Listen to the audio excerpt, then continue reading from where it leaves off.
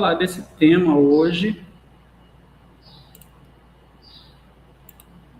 cuidar do corpo e do espírito, um tema que é da nossa integral ou inteira responsabilidade. É fato que já sabemos que precisamos cuidar do corpo e do espírito, já sabemos disso. Então não vamos aqui nos prender a receitas nutricionais de como cuidar do corpo. Afinal, nós já sabemos disso. Já tem muita gente explicando isso, não é? Vamos sim compreender o que a doutrina espírita fala sobre isso.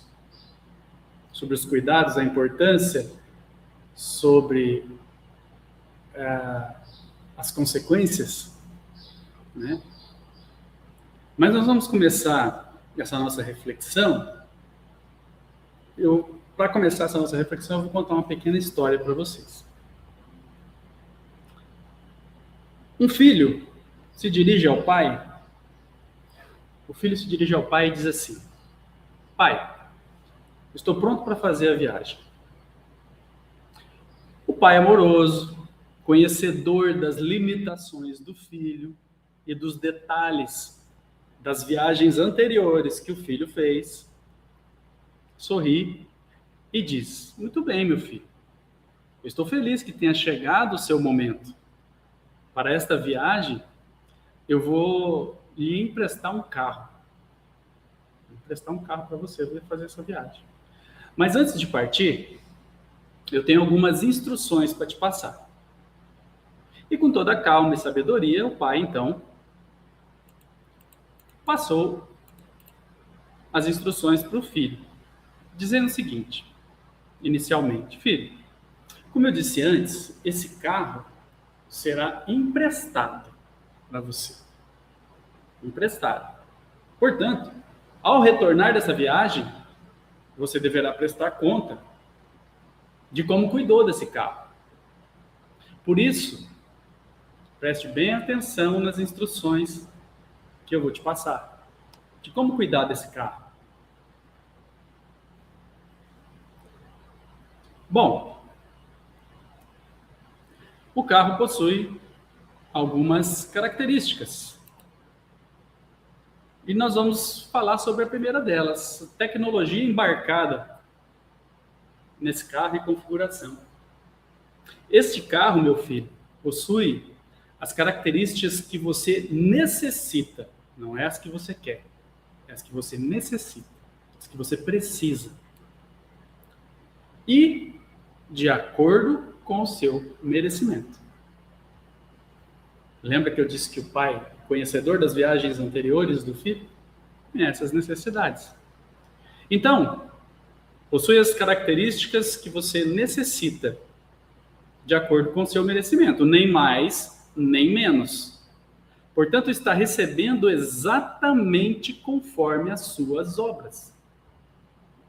Ou seja, conforme as suas viagens anteriores. Entendido? Entendido. Muito bem. Autonomia vital desse carro. Preste bem atenção, meu filho. Esse carro possui uma bateria física única, que não precisa ser trocada nem recarregada. Olha que beleza. Essa bateria, ela vai te dar uma autonomia de percorrer 85 mil quilômetros. Ela foi projetada para isso, para percorrer 85 mil quilômetros. Mas atenção, apesar dessa bateria não precisar ser trocada, nem recarregada, para atingir essa autonomia total, você deverá tomar alguns cuidados. Vamos a esses cuidados, então. O primeiro deles é o combustível. Se você abastecer seu carro com um combustível ruim, algumas partes deste carro vão começar a apresentar problema. Nem sempre o combustível mais bonito é o melhor. Nem sempre o combustível mais cheiroso é o melhor. E nem sempre o mais barato vai ser o mais saudável para o seu carro. Portanto, preste atenção no combustível, como você vai alimentar esse carro. Entendido? Entendido, pai. Tá bom. Tá entendendo? Tá ótimo. Repouso e movimento. Esse carro, meu filho, não suportará rodar 24 horas por dia sem interrupções. Você precisa parar para repousar o carro. Esse carro precisa de repouso. E esses repousos são necessários para que a máquina aguente o restante da viagem. Mas não repouse demais. Porque máquina parada também estraga. Entendido, meu filho? Entendido, pai. Muito bem. Próxima instrução, nós vamos falar de manutenção. De tempos em tempos, você precisará checar as condições desse carro. Não espere aparecer o problema para depois corrigir, pois às vezes poderá ser tarde demais. Procure fazer as chamadas manutenções preventivas. As partes que precisam de lubrificação, lubrifica. Troque os filtros, calibre os pneus, limpeza geral e higienização dos sistemas internos. Cuide desse carro. Entendido, meu filho? Entendido, pai? Muito bem. Mais situações que podem interferir na autonomia vital. Caronas. Ajudar as pessoas sem esperar nada em troca, meu filho, vai ser muito bom para você. Isso é bom. Contudo, é importante você estar atento às caronas que você vai dar nessa viagem. As pessoas que vão embarcar, muitas delas vão sugar sua energia. Entenda que cada um entrega aquilo que tem no coração, então não as julgue. Apenas compreenda essas pessoas e ajude de acordo com as suas possibilidades. Mas atenção, lembre-se que é ajudar e não tomar o problema do outro para si. Afinal, durante essa viagem você vai ter os seus próprios problemas para resolver. Algumas dessas caronas vão te indicar atalhos no caminho. Eles vão te indicar atalhos. E esses atalhos, aparentemente, são caminhos mais largos, mais prazerosos, mais felizes. Muito cuidado. Esteja atento a essas influências, pois esses atalhos que te tiram do caminho indicado no mapa podem parecer bons, mas podem fazer você perder um tempo precioso. Lembre-se que o tempo perdido não volta atrás. Entendido, meu filho? Entendido, pai. Então tá bom. E como falamos de mapa e de caminho, uma outra tecnologia que tem nesse carro que vai te dar um caminho seguro é o GPS. O GPS lhe indica o caminho a seguir. Por força de suas próprias decisões, sejam baseadas em influências das caronas ou não, é possível que você se desvie da rota em vários momentos dessa viagem. Assim que você se perceber que saiu do caminho, que perdeu a rota, seja pela percepção própria, ou seja porque o teu carro está sofrendo nesse novo caminho, então, assim que você se perceber nessa situação, procure se reequilibrar, use o GPS, recalcule a rota e segue. Compreendido até aí, meu filho? Compreendido, pai. Compreendido. Muito bem. E aí, nesse caminho, Tem leis para seguir nessa viagem. Não é assim, vai de bobeira. Tem leis. Tem leis de trânsito. Respeite as leis. Respeite os sinais, as sinalizações que você vai encontrar. Ande dentro do limite de velocidade. No trânsito, o correto é o maior proteger o menor. Portanto, proteja aqueles que lhe são menores no caminho. Não estacione em qualquer lugar. Preste bem atenção onde vai estacionar o seu carro. Tá bom, pai. Eu entendi tudo isso daí. Então, isso tudo vai influenciar na autonomia vital. Tudo bem. Temos mais uma recomendação. Que é a ligação íntima. Lembre-se que você estará intimamente ligado ao seu carro. Intimamente. Tudo que você fizer no carro estará fazendo a você mesmo. E isso terá consequências. Então, muito cuidado com ele, pois é quem deverá te levar por toda a viagem.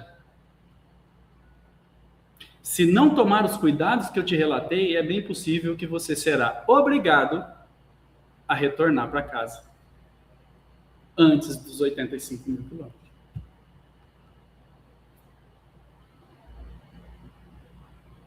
Opa, pulei o lugar errado. Muito bem.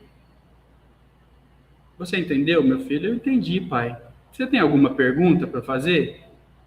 Eu tenho sim, pai. Então, qual é a sua dúvida? Pai, e se eu esquecer de todas essas instruções que você me passou? Filho, essas instruções estarão gravadas na sua consciência. Questão 621 de O Livro dos Espíritos. Onde é que estão gravadas as leis de Deus? Na consciência. Mas se mesmo assim você esquecer, em vários locais dessa viagem, muita gente disponibiliza essas instruções. Procure pelos ensinamentos do seu irmão que fez essa viagem antes de você. Seu irmão mais velho, Jesus. Ele deixou anotado em vários lugares essas instruções. Procure o evangelho do seu irmão. E todas essas informações passadas pelo pai ao filho servem de alerta para o mesmo. No mundo, tereis tentações. E aqui na carne, que costumamos dizer após cairmos nessas tentações, a carne é fraca. Pode ser. Mas o que diz a doutrina espírita sobre isso? O Céu e o Inferno, capítulo 7. As penas futuras, segundo o Espiritismo, tem justamente um texto chamado A Carne Fraca, que é um estudo fisiológico, nós estamos falando de corpo e de espírito. Estudo fisiológico e moral. Creio que vocês entenderam a analogia da história. O corpo é o carro. Cuidado. Mas vamos ver o que a doutrina nos fala sobre isso. Há tendências viciosas que são evidentemente inerentes ao espírito. Tendências viciosas inerentes ao espírito, porque se devem mais ao moral do que ao físico. Outras parecem mais consequência do organismo. E por esse motivo, acredita-se que se é menos responsável, tais são as predisposições à cólera, à moleza, à sensualidade. Normalmente a gente culpa o corpo por essas situações. Então é perfeitamente reconhecido hoje em dia pelos filósofos espiritualistas que os órgãos cerebrais, correspondendo às diversas aptidões, devem seu desenvolvimento à atividade do espírito. Então esse desenvolvimento é assim um efeito e não uma causa. Um homem não é músico porque tem a bossa da música. Mas ele só tem a bossa da música porque o seu espírito é músico. Então a gente não pode inverter as coisas. Vamos continuar nessa reflexão. Se a atividade do espírito reage sobre o cérebro, ela deve reagir igualmente sobre as outras partes do organismo. Olha a importância disso. O espírito é, assim, o artesão de seu próprio corpo, que ele modela, por assim dizer, a fim de adequá-lo às suas necessidades e à manifestação de suas tendências. Dado isso, a perfeição do corpo das raças avançadas não seria o produto de criações distintas, mas o resultado do trabalho do espírito, que aperfeiçoa sua ferramenta à medida que suas faculdades aumentam. Vamos focar aqui nessa parte que está destacada. Aqui nós começamos a compreender, essa parte que está destacada, responsabilidades. Por isso falamos lá no início, cuidar do corpo e do espírito, nossa integral responsabilidade. Lembram do diálogo do pai e do filho, quando o pai informa que o carro está de acordo com o merecimento do filho? Por quê? O filho é o artesão, é o espírito. O carro é o corpo. Então aqui ele está dizendo, o espírito é assim o artesão do seu próprio corpo. Continuemos. Por uma consequência natural desse princípio que vimos anteriormente, as disposições morais do espírito devem modificar as qualidades do sangue, dar-lhe mais ou menos atividade, provocar uma secreção mais ou menos abundante de bile ou outros fluidos. É assim, por exemplo, isso está na obra O Céu e o Inferno, tá, gente?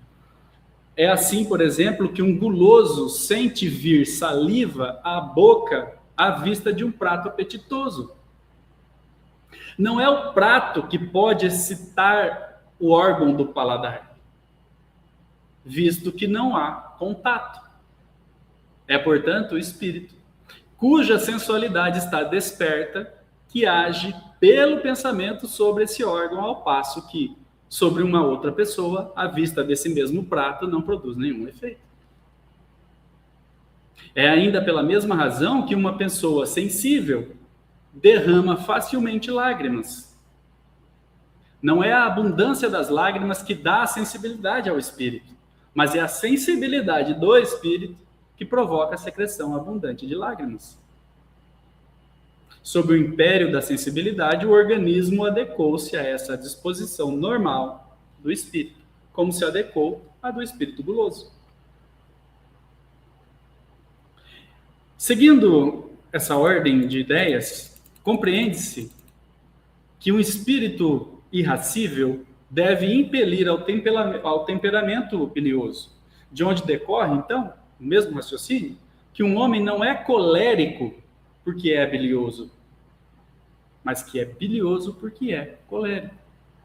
O mesmo ocorre com todas as outras disposições instintivas. Um espírito mole e indolente deixará seu organismo num estado de atonia em relação ao seu caráter, ao passo que, se for ativo e enérgico, dará ao seu sangue, a seus nervos, qualidades completamente diferentes. Então, a ação do espírito sobre o físico é tão evidente que se vêem com frequência graves desordens orgânicas se produzir pelo efeito de violentas comoções morais. A expressão vulgar, a emoção modificou-lhe o sangue. Quem aqui já passou por alguma situação que fala assim, nossa, na hora meu sangue ferveu e... ferveu. Por que será? Então essa expressão não é tão desprovida de sentido quanto se poderia crer. Ora, o que pôde modificar o sangue senão as disposições morais do espírito? Pode-se então admitir que o temperamento é, ao menos em parte, determinado pela natureza do espírito, que é causa e não efeito. Dizemos em parte porque há casos em que o físico influi evidentemente sobre o moral.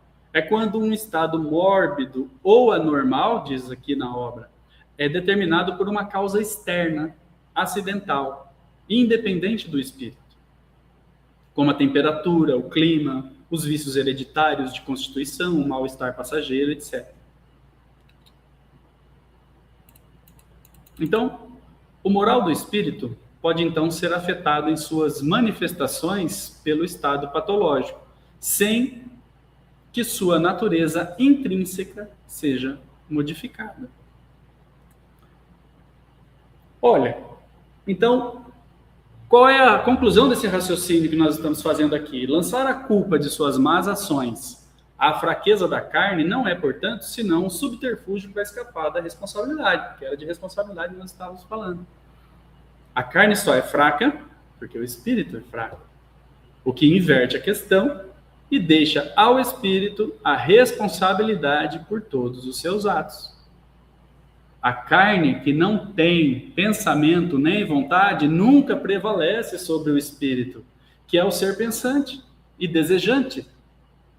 É o espírito que dá à carne as qualidades correspondentes a seus instintos.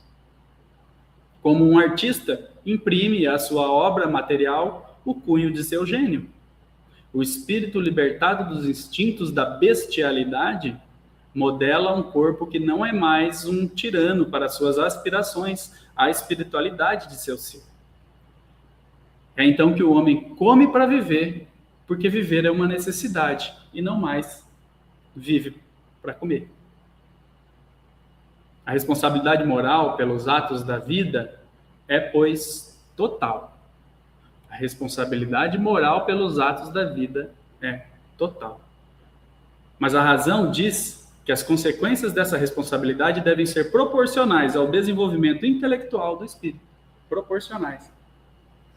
Quanto mais esclarecido for, menos desculpável, porque com a inteligência e o senso moral nascem as noções do bem, do mal, do justo, do injusto, do que é certo, do que é errado. Então agora, não tem jeito, vocês ficaram aqui e ouviram até essa parte. Não tem mais jeito de vocês irem embora daqui e falar que não sabe. Agora vocês sabem. Não tem jeito. Não só vocês, eu também. Esta lei explica o insucesso da medicina em certos casos. Uma vez que o temperamento é um efeito e não uma causa, os esforços tentados para modificá-lo são necessariamente paralisados pelas disposições morais do espírito, que opõem uma resistência inconsciente e neutraliza a ação terapêutica. É, portanto, sobre a primeira causa que é preciso agir. Dai, se possível, coragem a um covarde e vereis cessar os efeitos fisiológicos do medo. Isso prova, uma vez mais, a necessidade para a arte de curar, especialmente, de levar em conta a ação do elemento espiritual sobre o organismo. E como foi citado nesse momento, então, essa questão de cura, nós recorremos à Gênesis, lá no capítulo 14, onde vai falar sobre curas. E o item 31 nos diz aí: como se há visto, o fluido universal é o elemento primitivo do corpo carnal e do perispírito, os quais são simples transformações dele. Pela identidade da sua natureza, esse fluido condensado no perispírito pode fornecer princípios reparadores ao corpo. O espírito, encarnado ou desencarnado, é o agente propulsor que infiltra num corpo deteriorado uma parte da substância do seu envoltório fluídico. Não é bonito isso aí? Saber que Deus nos concede essa possibilidade? Eu acho bonito demais isso aqui. Uma misericórdia divina nos proporcionando isso. Tá. E o que precisamos fazer para acessar essa habilidade? Como é que então se opera essa cura? Não é? Bom, vamos começar pela segunda pergunta. A cura se opera, segundo a Gênese, mediante a substituição de uma molécula malsã por uma molécula sã. O poder curativo estará, pois, na razão direta da pureza da substância inoculada. Muito bem. Agora que já entendemos como é que se opera essa cura na prática, vamos buscar a resposta da segunda pergunta, que é: o que precisamos fazer para acessar essa habilidade? E aí a Gênese nos traz: depende também da energia da vontade, que quanto maior for, tanto mais abundante emissão fluídica provocará e tanto maior força de penetração dará ao fluido. Depende ainda das intenções daquele que deseja realizar a cura, seja homem ou espírito. Os fluidos que emanam de uma fonte impura são quais substâncias medicamentosas alteradas. Então entendemos que não basta apenas querer, vai depender das disposições morais do espírito. Falamos aqui então, citamos inicialmente o Livro dos Espíritos, falamos do céu e inferno, citamos nesse momento a Gênese, né? Ou seja, informações que foram disponibilizadas para nós há quase 200 anos, com o advento do Espiritismo. Muito bem. Mas isso há quase 200 anos. E as doenças contemporâneas? Ouvimos dizer, por exemplo, que a doença do século é a depressão e a ansiedade, né? E isso não está exatamente no corpo. Ou será que está? E agora? Vamos verificar alguns autores espirituais, através de obras psicografadas, para confirmar essa questão, né?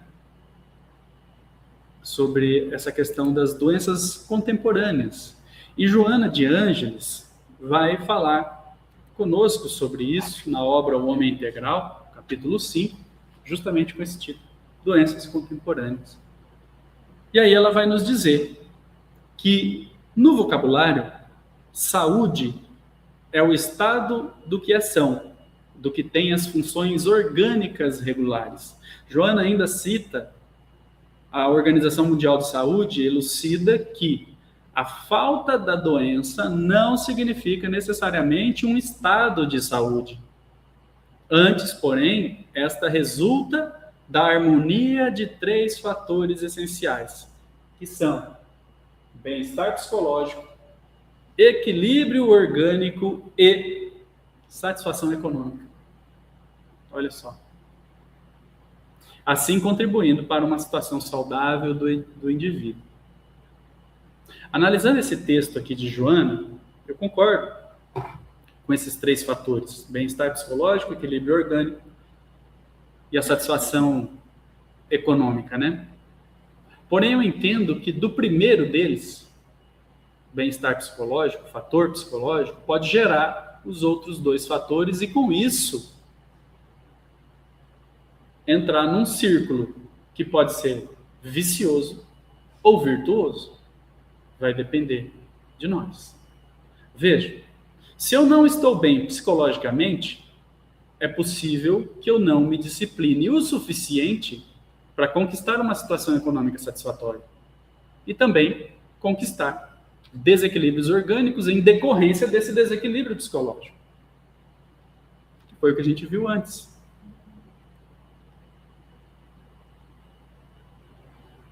Então a gente fez aqui um gráfico só para representar a correlação entre esses 3 fatores: bem-estar psicológico, equilíbrio orgânico e satisfação econômica. Então, isso pode ser um ciclo ou um círculo, acho que ciclo talvez fique melhor, vicioso ou virtuoso.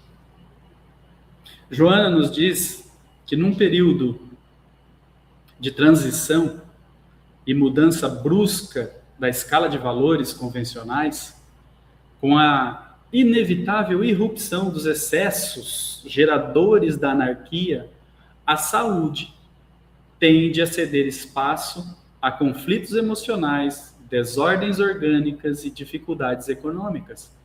propiciando o surgimento de patologias complexas no homem. Veja como são os 3 fatores correlacionados. Agora nós vamos verificar também André Luiz. Pela psicografia de Valdo Vieira, nessa obra Conduta Espírita,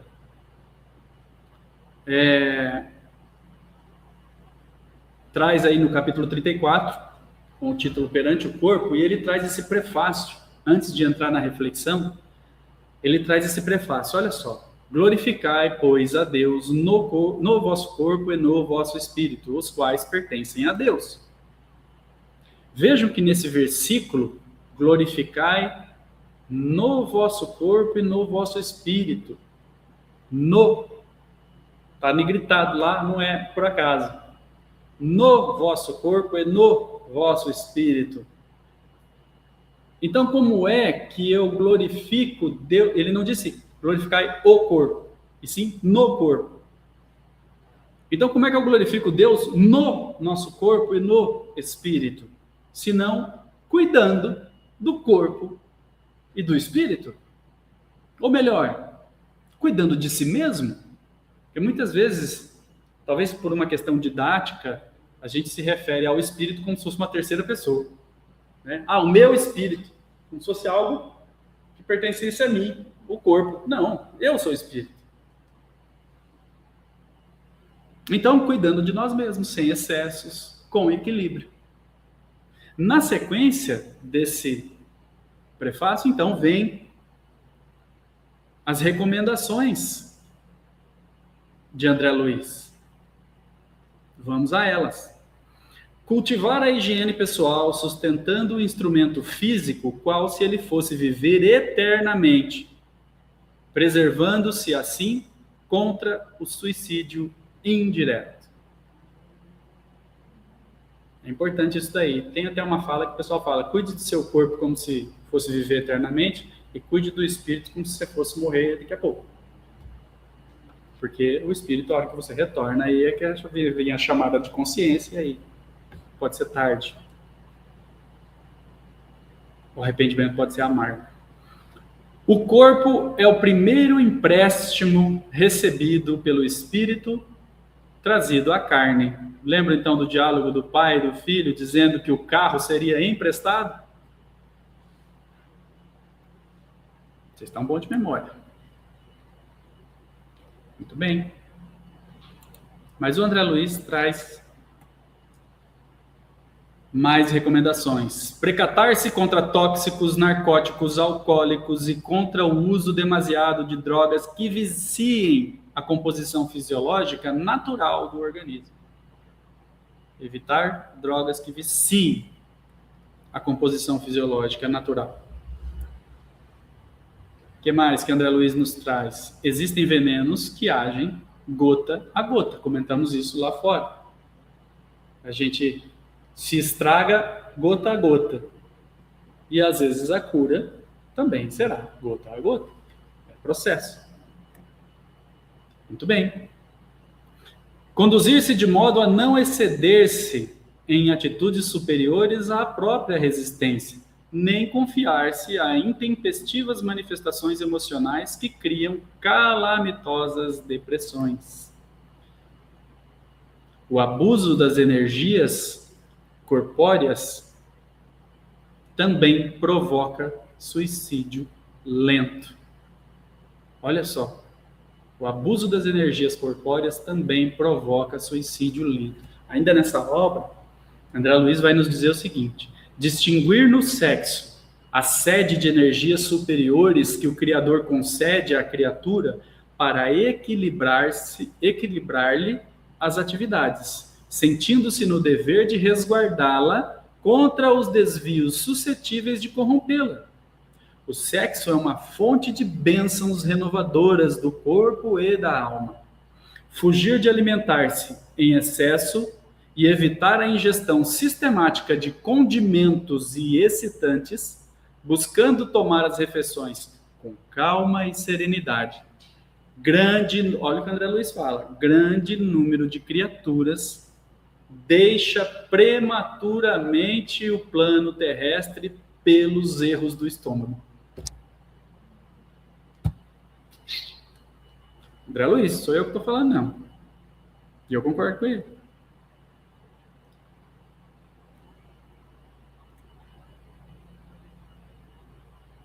Por motivo algum, desprezar o vaso corpóreo de que dispõe, por mais torturado que ele seja. Na terra, cada espírito recebe o corpo de que precisa. Lembro também do diálogo do pai com o filho, dizendo: você vai receber um carro de acordo com as suas necessidades? Aí, André Luiz está confirmando a nossa história. E assim, pessoal, caminhando para o nosso encerramento, fica uma questão. Cuido mais do corpo ou cuido mais do espírito? Não é? Onde é que fica, nesse caso, a ciência do viver? Cuido mais do corpo? Cuido mais do espírito? Então, esse problema da ciência do viver ficaria sem solução se o espiritismo não viesse em auxílio dos pesquisadores, demonstrando-lhes as relações que existem entre o corpo e a alma e dizendo-lhes que, por se acharem em dependência mútua, lembra do pai falando, se você estará intimamente ligado com o seu carro? Por se acharem em dependência mútua, importa cuidar de ambos. Amai, pois, a vossa alma, porém, cuidai igualmente do vosso corpo, instrumento daquela. Desatender as necessidades que a própria natureza indica é desatender as leis de Deus. Respeita as leis de trânsito. E agora sim, para a gente encerrar, nós vamos recorrer a essa obra, Roteiro, Chico Xavier e Emmanuel, capítulo 3, o Santuário Sublime. Olha só o que Emmanuel nos diz, através da psicografia de Chico. A bênção de um corpo, ainda que mutilado ou disforme, na Terra, é como preciosa oportunidade de aperfeiçoamento espiritual, o maior de todos os dons que o nosso planeta pode oferecer. Até agora, de modo geral, o homem não tem sabido colaborar na preservação e na sublimação do castelo físico. Enquanto jovem, estraga-lhe as possibilidades de fora para dentro, desperdiçando-as impensadamente.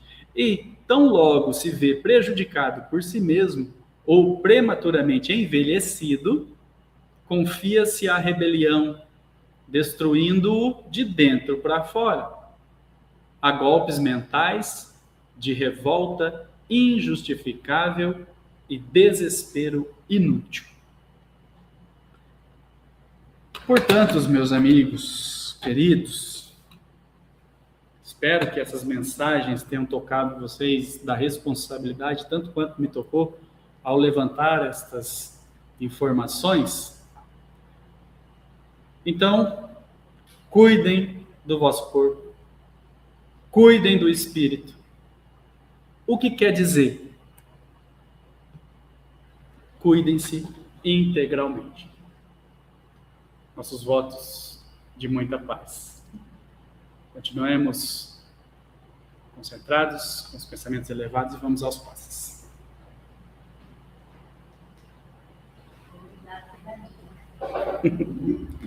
É bronca em cima de bronca.